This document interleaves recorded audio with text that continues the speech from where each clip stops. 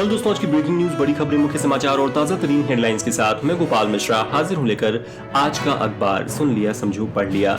दोस्तों, आज तारीख है 20 नवंबर 2022 और दिन है रविवार। आज की लेटेस्ट न्यूज अपडेट्स में हम जानेंगे प्रधानमंत्री नरेंद्र मोदी ने अरुणाचल प्रदेश में एयरपोर्ट का किया उद्घाटन। फूड डिलीवरी प्लेटफॉर्म जोमेटो ने शुरू की एम्प्लॉयज की छंटनी। आज शुरू हो रहा है FIFA world cup. Legendary Bollywood actress Tabassum का हुआ निधन और ऐसी ही तमाम बड़ी खबरों पर डालेंगे नजर। तो चलिए फटाफट शुरुआत करते हैं आज के रोचक तथ्य के साथ। दुनिया भर में प्लास्टिक वेस्ट की समस्या बढ़ रही है। इसके साथ ही इलेक्ट्रॉनिक वेस्ट में भी इजाफा हो रहा है। इससे निपटने के लिए अब वैज्ञानिक मशरूम से कंप्यूटर चिप बना रहे हैं। साइंस एडवांसेस जर्नल में प्रकाशित एक नई रिसर्च में वैज्ञानिकों ने मशरूम की स्किन से इलेक्ट्रॉनिक सबस्ट्रेट बनाया है। सर्किट की बेस लेयर को सबस्ट्रेट कहते हैं। यह इलेक्ट्रिसिटी ट्रांसफर करने वाले मेटल्स को ठंडा और इंसुलेट करता है। अब सुनते हैं देश दुनिया राजनीति की सभी बड़ी खबरें। पीएम मोदी ने शनिवार को अरुणाचल प्रदेश में एयरपोर्ट का उद्घाटन किया। यह अरुणाचल का पहला ग्रीन फील्ड एयरपोर्ट है जिसका नाम डोनी पोलो एयरपोर्ट है। ईटानगर में बना ये एयरपोर्ट 640 करोड़ रुपए की लागत से बनकर तैयार हुआ है। इसके अलावा उन्होंने ईटानगर में 600 मेगावाट का कामेंग हाइड्रो पावर स्टेशन राष्ट्र को समर्पित किया। मोदी ने कार्यक्रम को संबोधित करते हुए कहा कि जनता जानती है कि हम एक कार्य संस्कृति लेकर आए हैं जहां जिन परियोजनाओं का हमने शिलान्यास किया है उनका उद्घाटन भी करते हैं। हमारा काम अटकाना, लटकाना, भटकाना नहीं है। इसका युग चला गया है। इसके अलावा कल पीएम मोदी वाराणसी पहुंचे। उन्होंने काशी तमिल संगमम कार्यक्रम का उद्घाटन किया। कार्यक्रम को संबोधित करते हुए कहा कि काशी के निर्माण और विकास में तमिलनाडु ने बड़ा योगदान दिया है। दोस्तों, आज का अखबार को अधिक से अधिक लोगों तक पहुंचाने में कृपया मेरी मदद करें और इस पॉडकास्ट को अपने व्हाट्सएप ग्रुप्स व अन्य सोशल मीडिया प्लेटफॉर्म्स पर जरूर शेयर करें। साथ ही यदि आपने अभी तक इस चैनल को सब्सक्राइब नहीं किया है तो फौरन सब्सक्राइब कर बेल आइकन पर टैप कर दें। तो चलिए बढ़ते हैं अगली खबर की तरफ। श्रद्धा मर्डर केस में पुलिस के हाथ 18 अक्टूबर का सीसीटीवी फुटेज लगा है। इसमें सुबह 4 बजे आफताब बैग लेकर जाता हुआ दिख रहा है। पुलिस को शक है कि वह श्रद्धा की बॉडी के टुकड़ों को फेंकने गया था। आफताब ने उस रात 3 चक्कर लगाए थे। उधर असम के मुख्यमंत्री हिमंत बिस्व शर्मा ने कल कच्छ की चुनावी रैली में कहा, मोदी को जिताना बहुत जरूरी है। अगर वे नहीं जीते तो हर शहर में आफताब पैदा होगा। उन्होंने इस मामले को लव जिहाद करार दिया। आय से अधिक संपत्ति और मनी लॉन्ड्रिंग मामले में तिहाड़ जेल में बंद दिल्ली सरकार के स्वास्थ्य मंत्री सत्येंद्र जैन फिर विवादों में हैं। भाजपा प्रवक्ता शहजाद पूनावाला की तरफ से पोस्ट किए गए वीडियो में सत्येंद्र जैन जेल में मसाज कराते दिखाई दे रहे हैं। वीडियो के बाद भाजपा प्रवक्ता गौरव भाटिया ने आप पर हमला बोलते हुए आम आदमी पार्टी को स्पा मसाज पार्टी कहा है। पंजाब के कुख्यात गैंगस्टर आतंकी हरविंदर रिंदा की पाकिस्तान के लाहौर में मौत हो गई है। कहा जा रहा है कि रिंदा को किडनी की बीमारी थी। वहीं बम्बिहा गैंग ने सोशल मीडिया के जरिए रिंदा की मौत की जिम्मेदारी ली है। गैंग ने दावा किया है कि रिंदा ने पंजाबी सिंगर सिद्धू मूसेवाला के कत्ल में गैंगस्टर लॉरेंस और गोल्डी बराड़ का साथ दिया था। आंध्र प्रदेश से तीर्थयात्रियों को सबरीमाला ले जा रही एक बस पलट गई। बस में 44 लोग सवार थे। हादसे में कई लोग घायल हुए हैं जिनमें 8 साल के बच्चे समेत 3 लोगों की हालत गंभीर है। सरकार ने ईडी के डायरेक्टर एसके मिश्रा का कार्यकाल तीसरी बार बढ़ा दिया है। 60 साल के संजय कुमार मिश्रा अब नवंबर 2023 तक पद पर रहेंगे। जम्मू कश्मीर के राजौरी में एलओसी के पास शनिवार को भारतीय सेना ने एक पाकिस्तानी आतंकी मार गिराया। आतंकी ने नौशेरा सेक्टर में घुसपैठ की कोशिश की थी। तेलंगाना के सीएम के चंद्रशेखर राव की बेटी और टीआरएस एमएलसी के कविता ने भाजपा सांसद अरविंद धर्मपुरी पर आपत्तिजनक टिप्पणी की है। उन्होंने सांसद को बीच चौराहे पर चप्पल से पीटने की धमकी दी।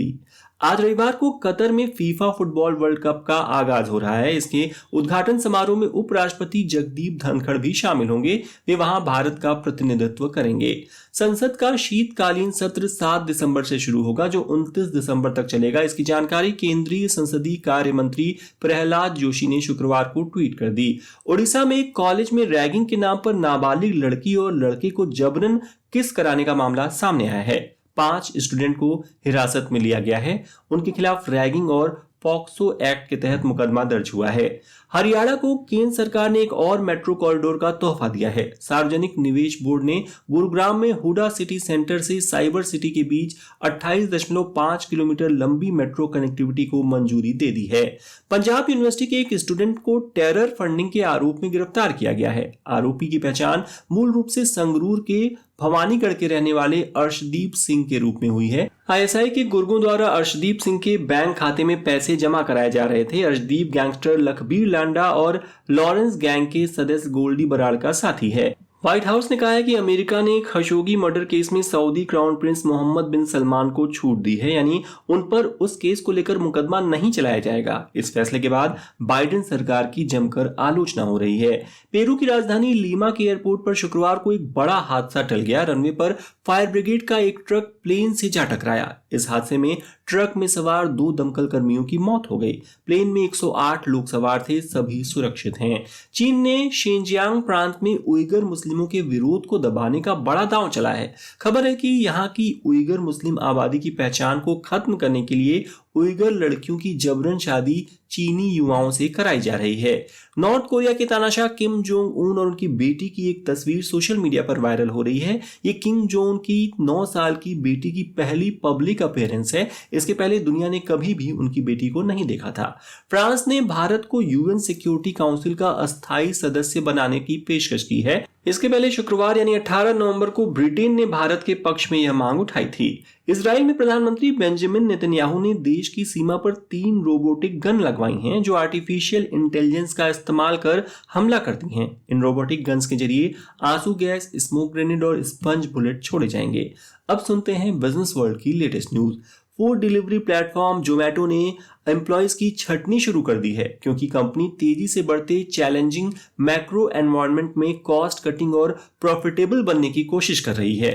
100 एम्प्लॉयज पहले ही छटनी के शिकार हो चुके हैं। कंपनी कम से कम 4% एम्प्लॉयज की छटनी करेगी। अमेरिकी एरोप्लेन कंपनी बोइंग भारत में रिसर्च और डेवलपमेंट यानी R&D पर 1600 करोड़ रुपए निवेश करेगी। कंपनी बेंगलुरु में 43 एकड़ का इंजीनियरिंग और टेक्नोलॉजी कैंपस तैयार कर रही है। यह अमेरिका के बाहर बोइंग की अपने तरह की सबसे बड़ी फैसिलिटी होगी। इलोन मस्क ने हाल ही में ट्वीट कर कहा है कि ट्विटर रविवार यानी आज फुटबॉल वर्ल्ड कप के पहले मैच की लाइव कवरेज और रियल टाइम कमेंट्री करेगा। इसके अलावा उन्होंने अमेरिका के पूर्व राष्ट्रपति डोनाल्ड ट्रंप की ट्विटर पर वापसी के बारे में लोगों से राय मांगी है। Bankrupt crypto currency exchange FTX ने कुछ शीर्ष अधिकारियों को निकाल दिया है। इनके co-founder Gary Wong, engineering director Nishad Singh और कैरोलिन एलिसन शामिल हैं। निषाद और कैरोलिन FTX की ट्रेडिंग आर्म अल्मेडा रिसर्च चलाते थे। कल शेयर बाजार में गिरावट देखने को मिली। सेंसेक्स 87 अंकों की गिरावट के साथ 61,663 के स्तर पर बंद हुआ। निफ्टी 36 अंक बढ़कर 18,307 के स्तर पर पहुंच गया। सोना चांदी के भाव बढ़े, वहीं रुपया कमजोर हुआ। अब सुनते हैं खेल जगत के मुख्य समाचार। आज रविवार को कतर में फीफा वर्ल्ड कप 2022 का आगाज हो रहा है। दर्शकों के लिहाज से दुनिया के सबसे बड़े टूर्नामेंट में 32 टीमें हिस्सा ले रही हैं। यहां प्राइज मनी के हिसाब से दुनिया का तीसरा सबसे बड़ा टूर्नामेंट है। इससे ज्यादा यूएफा चैंपियंस लीग, फुटबॉल और फॉर्मूला 1 मोटर स्पोर्ट्स में प्राइज मनी मिलती है। भारतीय समय अनुसार आज रात 9:30 बजे कतर इक्वाडोर के बीच इस फुटबॉल महाकुंभ का ओपनिंग मैच खेला जाएगा। फीफा इस टूर्नामेंट में 3.6 हजार करोड़ रुपए की इनामी राशि बांटेगा। इसमें फाइनल जीतने वाले वर्ल्ड चैंपियन को 359 करोड़ रुपए मिलेंगे। ये इंडियन क्रिकेट लीग यानी IPL की टोटल प्राइज मनी से 7.5 गुना अधिक है।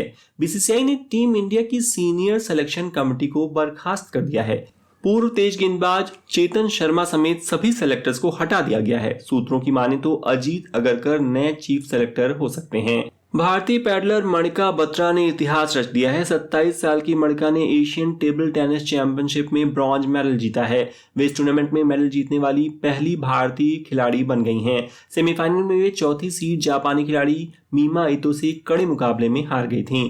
ऑस्ट्रेलिया ने क्रिकेट के पहले डबल वर्ल्ड चैंपियन इंग्लैंड पर लगातार दूसरी जीत दर्ज की है। उसने अंग्रेजों को 72 रन के बड़े अंतर से हराया। इस जीत के दम पर ऑस्ट्रेलियाई टीम ने 3 वनडे मैचों की सीरीज में 2-0 की अजय बढ़त बना ली है। आखिरी मुकाबला 22 नवंबर को खेला जाएगा। दोस्तों, आगे बढ़ने से पहले आपसे एक छोटी सी रिक्वेस्ट करना चाहूंगा कि यदि आज का अखबार आपको पसंद आ रहा हो तो इस वीडियो को अपनी एक प्यारी सी लाइक देकर सपोर्ट करना ना भूलें और इसे उन मित्रों के साथ जरूर शेयर करें जो बिना समय गंवाए दिन भर की बड़ी खबरों को सुनना चाहते हो। तो चलिए अब सुनते हैं मनोरंजन जगत की कुछ बड़ी खबरें। अजय देवगन की फिल्म दृश्यम 2 इस साल की दूसरी सबसे बड़ी ओपनर बन गई है। फिल्म ने रिलीज के पहले दिन 15 करोड़ 38 लाख रुपए कलेक्ट किए। लेजेंडरी बॉलीवुड एक्ट्रेस तबस्सुम का 78 साल की उम्र में निधन हो गया। उनके बेटे होशांग गोविल ने मीडिया से बताया कि 18 नवंबर की शाम को तबस्सुम ने आखिरी सांस ली, लेकिन उनकी इच्छा थी कि अंतिम संस्कार के बाद ही यह खबर लोगों को दी जाए, इसलिए यह जानकारी शनिवार को दी गई। कांतारा हर दिन के साथ एक नया रिकॉर्ड बना रही है। अब फिल्म के नाम एक और उपलब्धि जुड़ गई है। फिल्म ने हाल ही में थिएटर्स में 50 दिन पूरे कर लिए हैं। 18 करोड़ रुपए में बनी इस फिल्म ने अब तक करीब 377 करोड़ रुपए की वर्ल्ड वाइड कमाई कर ली है। वरुण धवन और एक्ट्रेस कृति सेनन की अपकमिंग फिल्म भेड़िया जल्द ही रिलीज होने वाली है। हाल ही में भेड़िया का ट्रेलर दुबई के बुर्ज खलीफा पर दिखाया गया। इस फिल्म का डायरेक्शन अमर कौशिक ने किया है। और अब आज की रोचक खबर।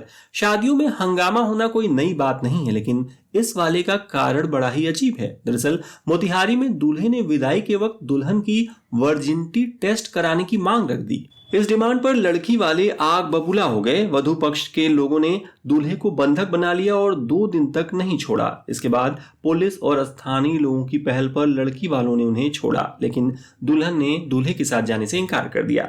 तो दोस्तों, ये हो गई आज के प्रमुख समाचार पत्रों में छपी ताजा तरीन खबरें। अब समय है कल पूछे गए प्रश्न का उत्तर देने का। कल मैंने पूछा था, भारत के पहले प्राइवेट रॉकेट का क्या नाम है? संजय एच, विक्रम एस या फिर माधव एल? सही जवाब है विक्रम एस। जिन्होंने भी सही उत्तर दिया उन्हें बधाई। और अब आज का सवाल है कि कौन सी खिलाड़ी एशियन टेबल टेनिस चैंपियनशिप में ब्रॉन्ज मेडल जीतने वाली पहली भारतीय महिला खिलाड़ी बन गई है? ए अंकिता दास, बी श्रीजा अकुला या सी मणिका बत्रा? कृपया कमेंट के माध्यम से अपना उत्तर जरूर दें।